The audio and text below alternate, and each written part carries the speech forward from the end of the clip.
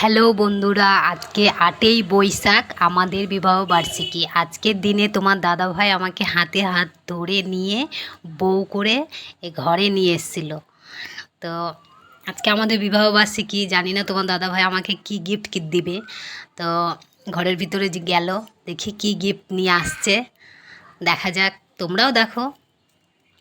তো এই মালাটা নিয়ে এসেছিলো, তো আমাকে পরতে বললো, আমি পরলাম। মালাটা সত্যিই খুব সুন্দর হয়েছে, যেহেতু মঙ্গলসূত্র মালা। তো হাজব্যান্ডরাই দেয়। তো দাদাভাই নিয়ে এসেছিলো খুব খুশি করে।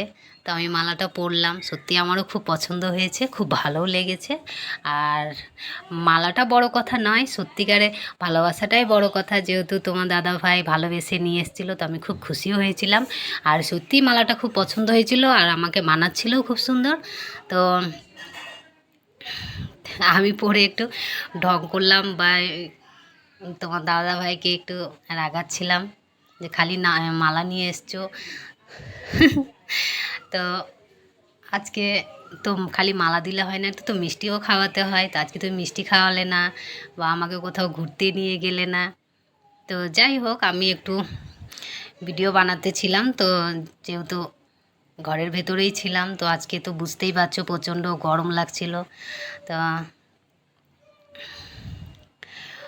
প্রচণ্ড গরম, তো ব্যাস ঘরের ভেতরেই ছিলাম। তো তোমার দাদাভাই সামনে ছিল, তো আমি একটু ইয়ার্কি করে নিলাম ওর সঙ্গে।